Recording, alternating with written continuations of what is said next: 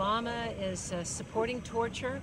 Our government has just signed the Government Defense Authorization Act that allows the military to arrest citizens. So all the karma, there is justice in the universe because all the enslavement of the animals now is coming back to the people. And I guess that's the karma we have to go through. I just can't understand why our local wonderful Lois Capps, who's so compassionate towards animals, would sign such a bill that would take away our rights to due process. It seems like a very dangerous thing to do, to give the military that kind of power.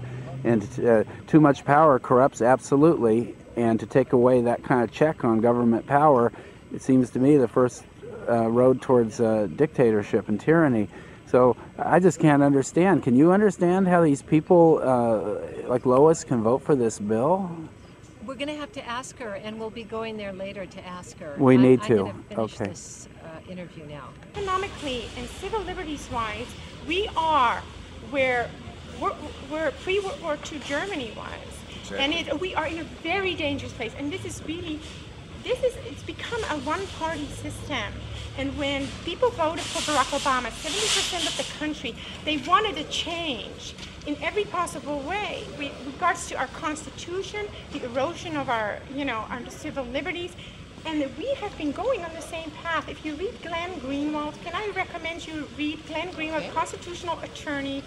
He is on the left leaning, I think, but he wrote with Liberty and Justice for Some, and how for decades there has been a two-tier justice system in this country that has led off the upper government officials and CEOs and banks, and there is this whole prison industry for the common man. Right. And so it's like I have voted for you, I have campaigned for you in the past, and I cannot vote for you again. I cannot vote for Barack Obama again. I will pick individuals that I believe in, like a Dennis Kucinich, or a Ralph Nader, or a Ron Paul, who stand up for our Constitution, who adhere to the rule of law, basically.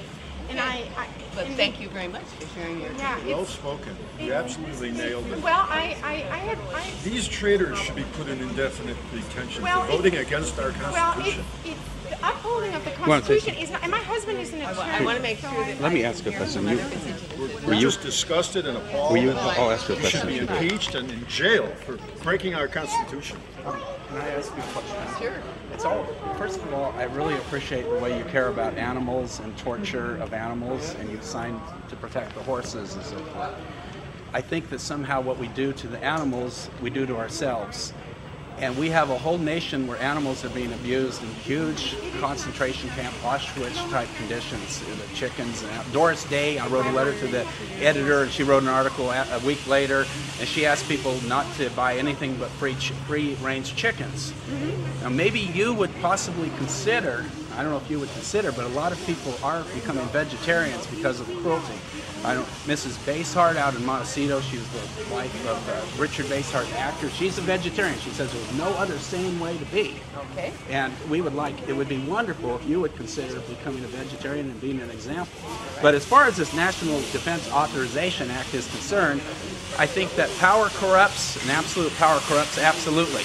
And any government has to be kept in check from becoming too powerful. Now, if we have anybody in the world who is not given a trial, that makes me nervous, because I think when you take away the rights, the bad people's rights, it ends up hitting all of us. I agree. And we have, even the Nazi criminals got trials, and we have an administration that's been keeping people in jail indefinitely without a trial. Now, this latest thing, giving the military all this power to call everybody a terrorist, I think if there's evidence against a person, why are they afraid of a trial? So that you sign this act is a shock, I think, to your constituents. Now, what can you do about it? Why did you Can you sign introduce it? a bill to undo it or something? I have to make choices that are difficult because of the complexity of the bill, and there were many good parts to it, and that's why I voted for it. What was good about it as compared to taking away all of our liberties? The authorization for protecting our military, our country. Our military? Protecting our It military? was the Defense Authorization Act. Right, but you're protecting the military? No, it's protecting our country. But how are you Through the protecting our military. country? You took it away That our was rights. one part of it that it was troubling. Very troubling. And we need further debate on it, and I think there's an opportunity for us to do that. Are you going to introduce a bill to negate that taking away our constitutional rights? Because that's I could do. It's a possibility. Are you going to? I haven't decided. How come you haven't decided? That seems like that's our #1 priority, to keep our rights to a fair trial. I appreciate hearing from you. I appreciate hearing from you. And isn't that a very illegal, treasonous It is. law to take away our right to a trial? It's criminal. It's a criminal offense against the American people. But in the legislation, American citizens are guaranteed their right to a trial. But we don't know it. It By is military. not.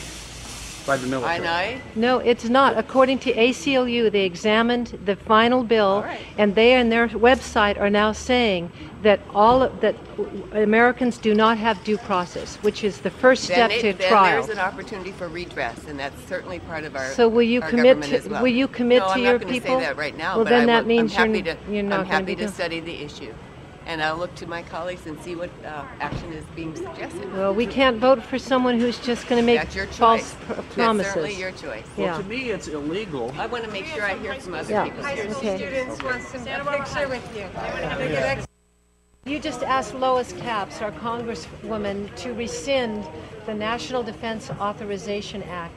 Why did you do that? Why did I do that? Because how is a rider in a spending bill to override the United States Constitution and take away the Bill of Rights and our right to due process and to be detained whenever it suits whomever the government sees fit? It just doesn't make any sense. And this has been a constant process over several decades. We are where Germany was right before Hitler took over, and Hitler came to power in a perfectly legal way. And that's exactly what is going to prevent from a dictator to step forward and take over at this point. Already has Obama. Abominable. President Abominable. That's right. It's a one-party system. Yeah. And you mentioned that your grandmother hid Jewish people. My grandmother hid 2 Jewish people during World War II in occupied Holland, while my grandfather was put on transfer to a Nazi work camp, and she stayed behind with 3 little kids under the age of 5, my mother being one of those kids. And you know, she did what was right, and she couldn't stop talking about it her whole life. I have all the documentation. I have it right here here in my home, because I inherited all these documents. But it's like, this is I have always known this. If you study history, study the history of empires, study the history of, you know, how dictators, you know, rise to power. It's just, it's obvious what's going on. It is, But we have a one-party system. Our government, but here's another thing that people make the mistake of. Who is the corrupting link in the chain? It's the government. It's our Congress. Our Congress is allowed to be being bought up by special interests, and it's allowed to be. It allows for, you know, we have that revolving door between big corporations, big banks, big government, and then it's basically against small business, credit unions, and the individuals. And basically, so revolving door is fascism. We have fascism. That's what we have today. Corporatism, fascism. You know. Yeah. Thank you. Isn't it? No, at least, but you can call and make an appointment, and we're happy to see you.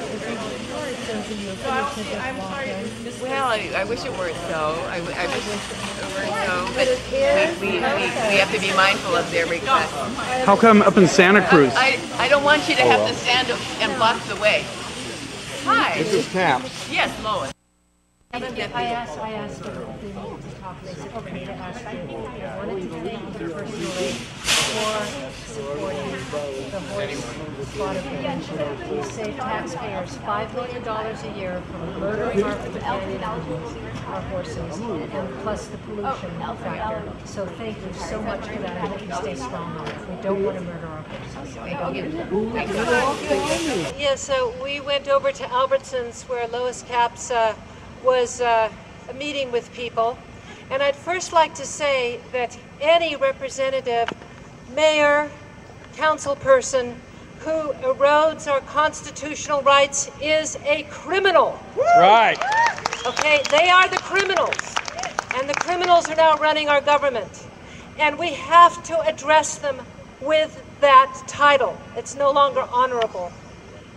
And having said that, I would like Brian Rosen, who filmed this, to talk about what she said. But from what I remember, she did say that we asked her why she voted for it, and she said it was to protect the military. And then we said, protect the military, and we have it on tape. She had made a mistake, and then she said it's to protect our country. And so we said, well, how is that protecting our country? You're not protecting the people and our rights. And she said, well, I can look into it and we can amend that or change it. And we said it's already too late. And Brian will take it from here. Thank you. Thank you. Wait, hold up. And said, especially about the animals, and as far as Thank you, brother. our friend Lois goes, and other criminals that are in the Congress and the White House, she will consider looking into doing something about NDAA. Well, it's time for us to consider removing her and those criminals like her. Yeah! Good job, Dennis. Representatives! Our representatives! Who have taken away our rights! Who have taken away our rights! In the National Defense Authorization Act! In the National Defense Authorization Act! Again. Who are the criminals? Who are the criminals? They are the criminals! They are the criminals! The representatives! The representatives! Who have taken away our rights! Who have taken away our rights! Under the National Defense Authorization Act! Under the National Defense Authorization Act! It's Kate Smith. See Sam Farr all the time, and what I've read is that Sam Farr and Lynn Woolsey every year voted against funding the wars because maybe their districts demanded they did so. But to me, these wars are so unethical, and it seems to me it all started with 9/11. When people became convinced there was a terrorist threat. And when 9/11, the Twin Towers fell, it's beyond me. Why did the third tower fall? There was like 800 feet away, a 47-story building, Building 7, that happened to fall like a perfect controlled demolition. And I think, and many other Americans think, that it had some help. The Vietnam War, for example, was a fiction. McNamara agreed to, your husband was a champion against the Vietnam War. And later McNamara admitted that the Vietnam War was based upon a fiction. And Kennedy said that anybody who speaks against this world elite is going to be rubbed out. I played that on public access television, his statement. But here we have a so-called terrorist threat, and I'm not convinced there is a terrorist threat. And we've scuttled the Constitution, we've destroyed the Bill of Rights, we've allowed for this wonderful Constitution that you give out to everybody.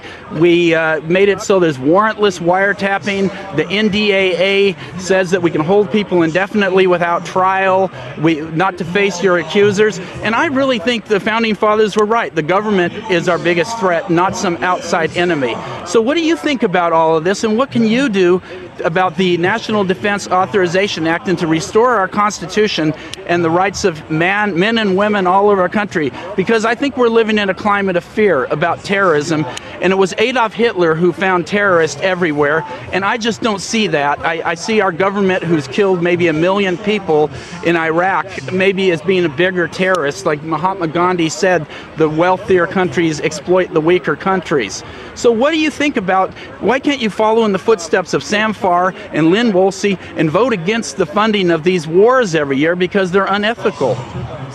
I didn't vote for the Iraq War, and I urged the president to withdraw from Afghanistan at a faster rate. And I'm thankful that we are out of Iraq. And while we have our soldiers fighting there, I want to make sure that they have sufficient funds so that their lives are not endangered because they're there. But I want them to be phased out as quickly as possible. I hope so. It just seems to me if we didn't fund these wars, the soldiers would have to come home real quick. Is there any effort to, what's the status National Defense Authorization Act.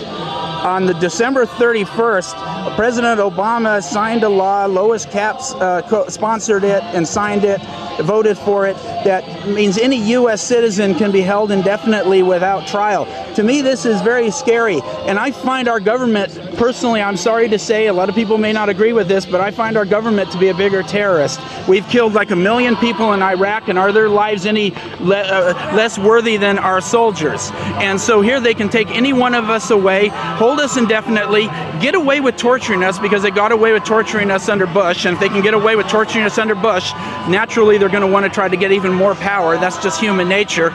So if you get elected, are you going to try to do a resolution condemning the NDAA as unconstitutional and illegal? The NDAA is a federal measure, and I'm looking to participate in the state of California, and I am committed to making sure within our state that we have a constitution, we have protections, and as a recovering lawyer, I really feel that we have a responsibility to protect the Constitution and the rights of all the people. And you take an oath to defend the Constitution. Absolutely, and so I look forward to doing that. I just don't see how you can ignore the NDAA. Well, it's not a question of ignoring it. It's a question that was passed by Congress, and certainly I think this is a legitimate discussion to have with our Congresswoman. I would hope, personally, I hope every city in the country could do a resolution against it. Well, I think ideally what you really want to do is reevaluate why Congress even passed this. I haven't spoken to Lois about it, but I'd be interested to hear what it Got it? We're here at Earth Day. This is Meet America. I'm Brian Rosen. Recently, our government passed a law called the National Defense Authorization Act, where they can literally take any U.S. citizen for the first time and hold them indefinitely without trial. And I believe this is completely unconstitutional because our Constitution gives us certain protections: the right to face our accusers, the right to a speedy trial. It prohibits this kind of action. And our founding fathers, like Benjamin Franklin, said that we could go into tyranny very quickly, that we needed protection from our government, that our government could become easily slippery slope into tyranny, and that's why we have the Constitution of the United States. And I know, Salud, you took an oath to defend the Constitution of the United States. So in light of that, would you be how do you feel about the NDAA, and would you be willing to do something real strong to defend the Constitution in regard to and relating to your oath you took to do a resolution against the NDAA, National Defense Authorization Act? What would you be willing to do, is what we're asking you? Well, I think the first thing is to understand the law, exactly what was passed or not passed. We have our Congresswoman who is dealing with those issues. And I think the first step is to really contact her office to better understand what that law was that was passed. Certainly, the Constitution is something that we should take very serious in terms of protecting and our constitutional rights. And I understand the desire of some laws to deal with terrorism and to address those issues. But I think we need to make sure that we don't go so far that we undermine the constitutional rights and liberties afforded to citizens of the United States through the Constitution. And so it's finding that balance, and I myself will be following up to better understand what this law is and to see if there's a role for county government to play in addressing this issue. Well, my hope is that every city in the country would speak against this and the other things that have passed under the Bush administration. Under the Bush administration, there was warrantless wiretapping, which the Constitution makes it very clear is illegal. You have to get a warrant. And they've taken away our rights, and now they're calling animal rights activists who videotape factory farms terrorists, and that came out through the Freedom of Information Act. So my concern is that it's just getting out of control, that our government is starting to terrorize us. I'm being called over here real quick from my office hours. Well, we appreciate your views on this. Patricia? Is Patricia still here, or did she leave? Oh, there you are. Okay, come on up. I'm surprised to be the first, but it's a very important day for me because this is my birthday. Well, happy birthday. Thank you. Anyway, I would like you to consider putting the NDNM on the agenda. It's illegal and unconstitutional. It's a violation of the Bill of Rights and Constitution, and we can't just have people being taken away, disappearing. Anyone the government wants to call a terrorist can just be picked up and put in jail or taken away. Now, I've been reading about this, and this bothers me. And could you discuss this a little bit further? Thank you. Thank you. Judith Everett will be followed. Nieves. I think that's pronounced right. Mayor Schneider and members of the council, I am here to speak against the National Defense Authorization Act, and especially because it is very restrictive of open discussion and protest and challenge and change. And I think that we must work to have it cancelled. Yesterday, our Congressperson Lois Capps held a town hall meeting through the telephone, and she had a lot of very interesting responses from the populations in the North County and South County, and their main concerns, of course, were the economy, lack of jobs, how to get money for health care, and also her concern, of course, as always, has been looking after the troops. And I suggested to her on the telephone that we could solve these problems by reducing military spending, because more than half the resources of this country is spent on war preparation and paying and so on, and yet many soldiers are left without jobs when they come back, and they don't always have sufficient health care. So the way to protect the soldiers is to bring them home. It seems just very logical that they're much safer in this country than overseas, where sudden attacks on them are very extreme. So can you wind up, please? I think that the challenge to the present state of affairs is a non-violent movement, Occupancy, and many other small groups.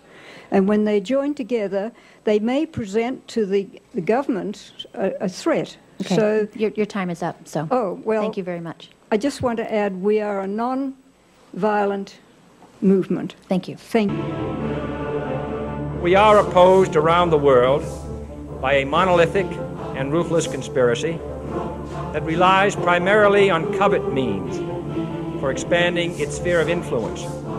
It is a system which has conscripted vast human and material resources into the building of a tightly knit, highly efficient machine that combines military, diplomatic, intelligence, economic, scientific, and political operations.